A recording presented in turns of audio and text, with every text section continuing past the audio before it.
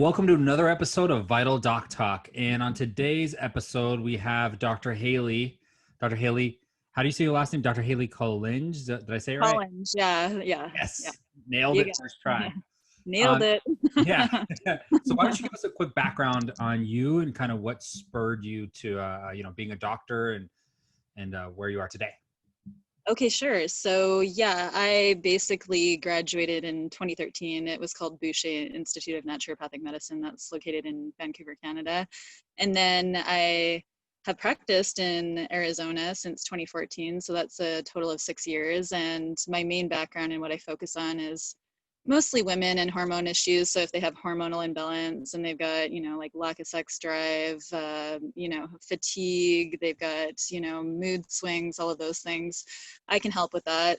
I also do thyroid, adrenal issues. So if they're feeling like really tired and stuff like that, I can also help with that. And then I myself have celiac disease. So autoimmune disease is something I also specialize in because I'm really good at helping people to figure out what to eat and how to actually heal some of the damage that's been done by their disease and help them get well again. And other things that I do is immune system health. So I've been helping a lot of people with this pandemic, just like boost up their immune system so that they can prevent illness. And the other thing I do is brain health. So if they got a lot of brain fog, they can't think straight, concentration's off, stuff like that, I use what's called nootropics. So I'm big into that as well. So Wow. those are the four things that I do. That's a lot. Yeah. It sounds like you got a lot of like diversity of different things you do. We kind of all do different things. Yeah. As naturopathic doctors, we're very diverse for sure. So one naturopathic doctor doesn't necessarily do what the other one does. So we're very 100%. Right. That's kind of like saying health doctor now as I'm learning. Yeah. Pretty much. Yeah. So like when we started, we did a little bit of everything and then we decided to focus in on one thing. What's been your philosophy behind, kind of offering all these different services? Did you pick them for a specific reason? The autoimmune side really makes a lot of sense to me, obviously, because you went through I that. pick them, mainly just because they're things that I've had issues with in the past, like hormonal imbalance. I've also had issues with my adrenals being like completely tanked after medical school, which does throw off your hormones, by the way, and celiac disease. And, I figured out how to solve all these problems for myself. And then obviously immune system boosting. I do a lot of that right now, of course, to prevent myself from getting sick. And the brain health optimization, I have done that over the years too, because with adrenal fatigue, you get a lot of brain fog and stuff like that. So I do know firsthand what I'm talking about for sure. So I like to be able to help others who have similar issues. And That's awesome. Need my help. Yeah. I really like that. Do you tell your personal story? Like, for instance, for me, this is my third company and my first two were hard because of growth and marketing. And that's why when I'm talking to doctors, I'm like, look, I started this because I had this issue of growth and marketing. Yeah, and you figured it out. That it helps when you're talking to patients. Do you share that, or do you keep it private, or what is it? I share it a lot. I mean, not with every single person, but I mean, I have it even up on my website, like what I went through with some of my health issues. And so I think if they've gone to my website, they probably have read that, but yeah. I like that because I think that builds a more honest, I guess, a more personal brand, and you can connect with that a lot easier if you're the same issues, etc. Right? It's like, oh, I went through these Definitely two. Sympathize. Yeah, absolutely. Exactly. Yeah. That's awesome. And so today in your practice, obviously we got hit by COVID, etc. But in terms of growth, what is like the main thing that you've been looking at that has actually been a useful resource? And then what are the things you're kind of like thinking about? Well, doing podcasts with people like you, that's definitely great. And I did another one just recently with a company called Extraordinary Being Movement. And so that always helps get your name out there and exposure. And I've had to like try to transition a little bit to social media. I'm going to be honest, I'm not very good at it yet. So probably in the future I will hire somebody, but I'm learning. I mean, it is something you can learn, but you have to learn like little by little because there's a lot to know. I mean, the people who do it professionally for a living, they know a lot of stuff, and I have utmost respect for them for sure, because it's not easy, I wouldn't say.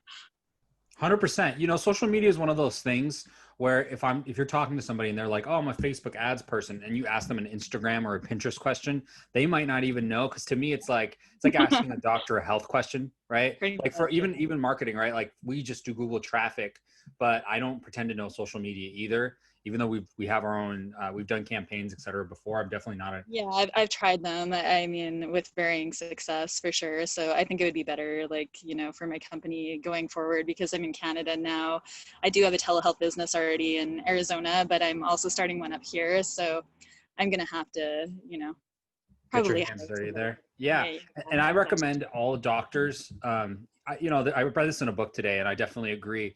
The person said, no one's going to take as good care of you as yourself, because you're always yeah, with yourself. And absolutely. so I think it's the same thing when it comes to your own business or your own practice.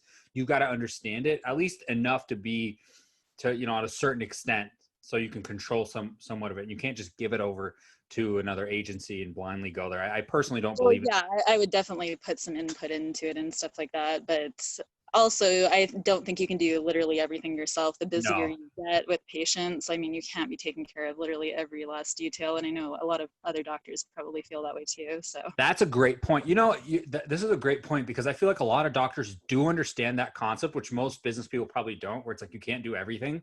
So they're like, okay, I can delegate this out, right? You're the social media person, you're supposed to know. But then at the same time, when I talk to most doctors in the field, they're not as honest as you.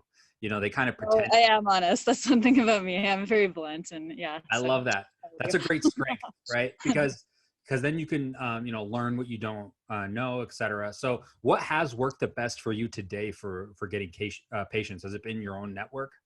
I mean, yeah, even in person, like I'm the type who I love to go meet people in person. Like I'll set up tables at gyms, you know, I'll do like vitamin and fat burner shots just to like, you know, get the public in and talking to them. And, you know, I'll even go out and do community events, and I've done cooking workshops and all of that stuff. So I really love that stuff. I love that. And has that actually gotten you clients? Oh yeah, and even networking groups have got me clients too. So I love this. And I definitely, especially in the early years, recommend networking groups. What I'm yeah. most interested in talking to you about today, Dr. Collinge, I guess I'll call you by your last name, is the tables that you set up, because I think that's rare. Not a lot of doctors have done that.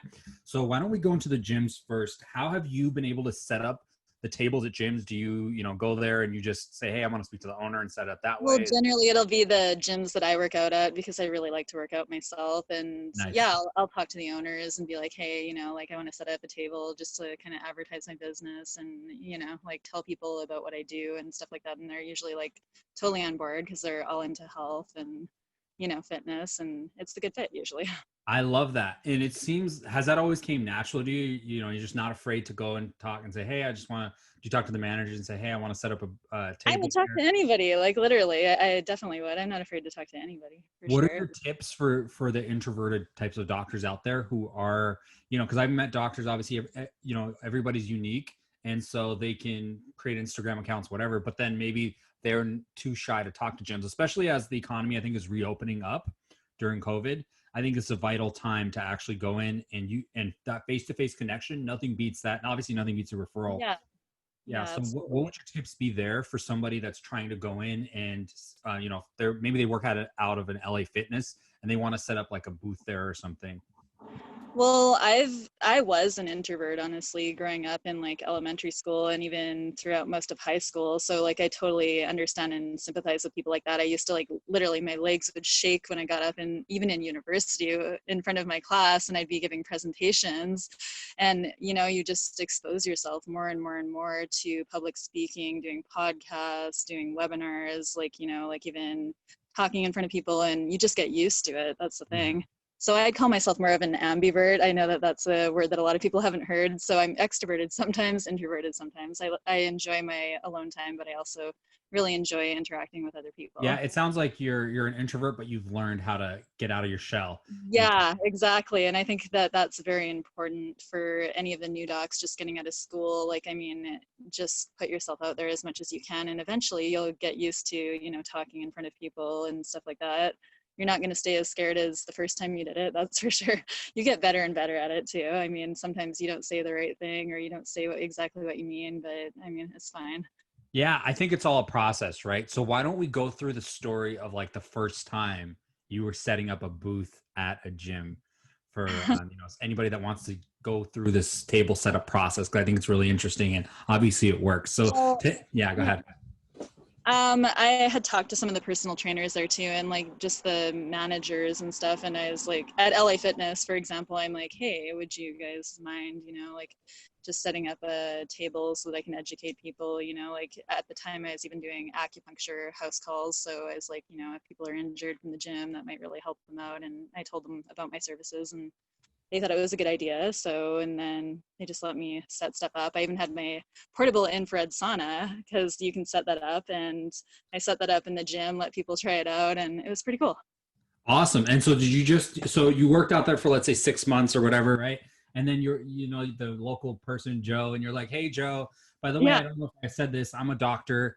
Have you guys ever thought of having a booth or a table around here for people who want to get more serious about their health and obviously, Yeah, exactly. and And then you they can were just like, like sure. pamphlets is a really good idea to, educate people about what you do and just, what you have to offer, and like maybe even a banner and some swag and stuff like that. That's all good ideas. Wow. So they were super supportive, it sounds like. Oh Like they were yeah, like, yeah. absolutely. Because they're into health, and I knew that it would be a good fit because I'm also into health. So yeah, generally you won't find at gyms that they'll say no. So no I one's ever been like, no, get out of here. No yeah, soliciting here. I've never had anybody say that to me. I've gone to probably at least 10 gyms over the years, or maybe Wow. more, 10 different ones. Yeah. I think that's beautiful. And I think you're right. I think a lot of gyms, we have one Planet Fitness over here in Washington, Cool. and they do like pizza Wednesdays, and they always have some sort of things, Yeah. and they're always Well, trying to make themselves more unique. So yeah. so that's a great point, right? You're actually doing them a favor because you went to Well, yeah, school I'm for advertising so them many too. years. Uh-huh. I love Absolutely. that. And then tell me about the interactions between you and the people that come up. Like, what kind of questions do they ask? Do you give them a quiz, or how has that gone from like people that you go through? Generally I'll do like interactive stuff, like even like free blood pressure checks, and people want to know about their blood pressure, and they just have various questions. Like they'll ask like, what does a fat burner shot do for me? Like, does it help me actually lose weight? And I always tell people, like you have to use proper diet and exercise, and they might get into a discussion about proper diet with me and things of that nature. So it varies. Yeah. That's awesome. And do you ask for their email at the end? Do you ask them for their Yes, I business card? always have an email. That's another thing. Like, thank you for mentioning that. I usually have an email sign up sheet so that they can get my monthly updates. I send out a newsletter. Okay, I love that. And so you're at this gym, they come up, and then maybe they're talking to you, and you're like, "Oh, by the way, my email sign up sheet's right over here." Yeah, And then exactly. what Not would you everybody recommend? loves to sign up for email stuff just because they're like, oh, are you going to spam me? you know? Ha, So that's that funny. that can be an issue. But, if they really want the information and they want the newsletter, I mean, some people are willing to do that, but not everybody, just FYI. Do you use like a script or something of like to make them feel comfortable? Do you have them sign up for the newsletter before they talk to you, after? What's that process look like? In general, yeah, I'll be like, if you want more information, you can always sign up for my monthly newsletter and just add your name to that list. Yeah. Yeah, that sounds like it comes pretty naturally to you, and I think that makes a lot of sense to me as well. Tell me also about the equipment you have. What do you need to set up at a gym, right? Let's say you got the guts, you're a doctor, right? You talk to Joe at the gym. They're like, yeah, you know what? We would love to spice things up and add more value and have a doctor here and have a little health booth. Um, do you have like just like a table and your laptop? What did you have versus like day Yeah, one I versus mean, today? in general, I have, like blood pressure cuff, like a pulse ox to take their, you know, oxygen levels. I will have like the email sign up sheet. I will have, like pamphlets about the business and what I do, and, things of that nature. And usually swag, something That's like to give awesome. away, like even if it's water bottles with something on it, or, it can be simple and easy stuff. Like you can get creative too, like really creative. I've seen some So pretty cool stuff. that's awesome. So you can just and you probably have like your own brand written on your swag or something. Is that Oh right? yeah, yeah, exactly. Yeah. Okay, that's awesome. And then okay, that's quite a few things. Yeah, how much would like swag cost? Like, does it range from depending on item? It ranges, yeah, and depending on what company you get it done through. So like there is independent companies that will do it for you. Some of the print companies will do it for you. It just depends. You got to shop around. Do you know what the price range could be? Like, let's say somebody's just trying to do it as a trial and they're trying to do like the cheapest thing versus like, what would like the most expensive cost for swag? I imagine that t-shirts would probably be Like a couple expensive. $100, like, yeah. I mean, you don't have to go crazy with it because not everybody will even interact with your booth. So yeah. I mean, you don't need a ton of it for just like one day at the gym, really. Not I like usually. that. I think it's Yeah. just for, and it's good to have it for display. Maybe you just pay a couple $100 for just one time and then, you know, not a lot of people take it anyways. So It's now worth that you, yeah, advertising, yeah. I mean, to me, I think it was worth it for sure. that is awesome. So yeah, I mean, I think that it does like add a level of professionalism to have your own brandable stuff, etc. And so Yeah. let's say you're starting at the gym and like, you know, you come in at whatever, 9 a.m. and then you spend like what, a couple, like 5 hours there, 6 hours. I mean, a lot of times they'll have you during the customer appreciation days. So in general, that's only like 3-4 hours most of the time. And they'll have you during the busy times. Usually yeah, say no, like a really busy time, the customer appreciation day, and they'll be giving out other things too. Like I have seen gyms where they're giving away pizza right beside me, like you were saying. Yeah. Yeah. Like Planet Like that's super Fitness. healthy.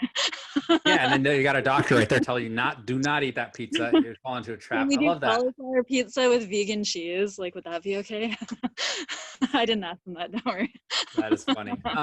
So basically, and that's great. Back to the script as well, by the way, because you know if you're looking to actually set up a booth, you can ask the gym like, do you do anything to appreciate your customers, like Customer Appreciation Day? I'd love to be a part of that and set up a booth and donate my time to answer Yeah, questions. So it's like yeah, you're adding value, and that's it's a great much better. idea. I Especially for like the that. new products to get your name out there. I definitely recommend it. That's awesome. And so basically, you know, let's say you're there for whatever 5-6 hours. How many people attend to you? Like, how many email signups would you get at like one session of the gym? How does I the math mean, work? being there for a couple hours, like generally like 30, but I mean, that's still something. You can still, send them emails and possibly close them as a client, which is, yeah, a good thing, obviously. Because I if you love didn't have that. an email, you would have no chance to close them as a potential client. Yeah, no, that's great, right? Because I think number one, this gym model, even if you've never like paid for a booth, because those can run a couple $100, right? Like Yeah. this is actually great practice. So Well, maybe and you it do saves this. you money because then you don't have to pay for the booth. I mean, I have paid for a booth before, and that's a great idea too if you're at like a health fair or whatever. So I definitely recommend that as well. But if you want something that's completely like basically free advertising, then gyms are great. I love this. How do they compare? Which one would you recommend more in terms of like value, right? I mean, more people probably at the health fairs will stop by your booth just because everybody's mingling around and they're kind of checking out every single table. Whereas at the gym, some people are just, like in a hurry to get in and get out and get their workout done, after work usually. So yeah, not Awesome. everybody's that by. So So what we're going through right now, by the way, audience, is something called customer acquisition cost, CAC, right? So think about it this way: you spend maybe a couple $100, let's say $300 for all the stuff for your booth, right? Then 5 to 6 hours of your time, you add that on top of that, and then out of yeah, that, what Dr. Haley's telling us is you'll get around 30 people coming in, and they're actually going to give you their contact info. And then the last piece we have to figure out is, Dr. Haley, how much people do you feel like convert out of like one gym presentation? Is it one? Is it two? I mean, on average, I'd say I've gotten anywhere from like 2 to 5 people, but that's still better than nothing. I mean, obviously, that's new clients. So That is fantastic. I think that's a really let's say, you know, another 5 to 6 hours, right? Even if it's $1,000 to get, you know, 4 to 5 clients, that'll start compounding over time. And now yeah, you've got a solid way to actually get clients. And then now the only thing you should be worried about is just doing a really good job to spread word of mouth, right? And now yeah, you're in yeah, business, as they say. So yeah, absolutely. Yeah. that's Where's the phenomenal. I love this. And are there any other marketing sources that have really worked out well, or would you say the gym model or the booth model is the number one way I that's really mean, worked?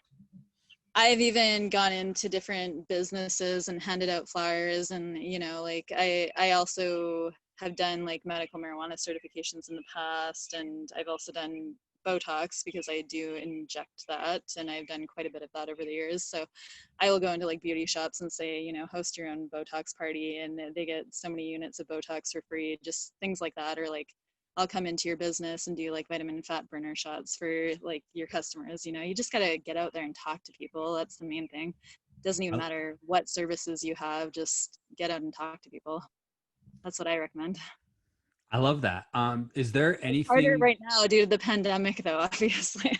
Yeah, right now I think is a good time for people to ask themselves, and I say this constantly in the show, like ask yourself, what is the top 10 common questions that my customers ask me or my patients need to know? And then you write like a blog post on each question, combine them, then you got a book or, stuff like social media or like reaching out to other influencers through social in your space and collaborating, like this podcast. So I think now is a great time for that. Absolutely. And I'm trying to transition to more online stuff. Like I said, I'm really trying hard to learn the social media stuff. I mean, I'm not perfect at it yet. And eventually I probably will hire somebody to do it just because I don't have the extra time. But yeah. Yeah, no, for sure. You can always talk to other agencies, pay them for a couple hours of training. I really recommend that because then you're getting it from the source. You just got to make sure they have really good case studies. Yeah. And yeah, I love that. And then also one doctor told me, and this guy runs a multi-million-dollar practice. He said, think about how can you come back stronger? And I love that question. That's like absolutely. I think we all have to switch up our businesses given this pandemic. I mean, what we normally did doesn't necessarily work as well anymore because we can't do as much face to face. So podcasts, stuff like this is absolutely great. How has Thank you for the how's opportunity. COVID? Yeah, no, for sure. And you're doing a great job. How's COVID impacted you and how have you like overcome that? Well, I was transitioning anyway on my way to doing mostly virtual health, and that's actually what I wanted to do as the mainstay of my business. And I do house calls as well, but I haven't started doing that yet in British Columbia, but I was doing that down in Arizona as well for stuff like acupuncture and the infrared sauna and, even IV drips, things like that. Yeah. So it sounds like it's helped you become more of like a mobile doctor and you were in that transition anyway, so you handled it well. Yeah, exactly. I mean, I still have work to do up here, obviously. As soon as I have my license, I'm going to start building my business. And I do know a lot more people here. So, like in Scottsdale area where I lived, I didn't really know anybody when I showed up there. So it was even more important to get out there and talk to complete strangers because everybody was a stranger. 100%. Yeah. I talked to Dr. Jessica on another episode and I worked with her for a little bit and we talked about how you can build out your client list. And then if you keep track of them, then you can maximize it, especially if you don't have that network. Right. And it sounds like you got a great network here. So you're just doing phenomenal because it's much Well, easier I've got a versus. ton of family in Canada because originally I was from here. So yeah, I do know a lot of people up here for sure compared to what I knew down there. I Yeah. love it. And you're an introvert that knows how to network. So that's fantastic. So hats Yeah. off. So what would your one kind of, if a doctor was listening to this, right, and they wanted to follow in your footsteps, what would your an actionable tip or step be for them to get on your path? I mean, well, now with the COVID thing, like learn social media as well as you can and, like reach out to people if you don't know exactly what you're doing and just, learn as much as you can because nowadays in today's world, I think social media, we definitely really, really need the online stuff. So I don't think you can get by with just, networking in person anymore just because a lot of the businesses are closed and, like a lot of the big events have been canceled. So I I mean, think until that's then, really solid. That's a really yeah, solid tip for advice because a lot of people, they're not as honest. And really, if you just ask for advice, especially people who've done it before, and ask, whether it's gym owners of, hey, what do you think about setting up a booth here, or other, maybe other doctors even, and you can contact them and say, hey, how's social media going for you in other states? People are yeah, more than happy to share and help you grow because I yeah. think doctors should remember that you guys are really helping the world, and Well, everybody yeah, wants and that. don't be afraid to ask for help. I mean, doctors, we're usually the type of people we like to do everything ourselves, but we also got to realize we don't know everything. So, I mean, we got to talk to the experts in various different fields to maximize our business. That's how I feel anyway. I love it. So, Dr. Hayley, where can people find you? They can find me drhayley.net, and Hayley spelled Hayley, because I know a lot of people spell it Haley, but drhayley.net, or they can call me. My number is 623-696-0615, and I'm at Dr. Hayley NMD on social media, so that would include LinkedIn, also on Facebook, and also on Instagram. Awesome. And thank you guys. That was another episode of Vital Doc Talk.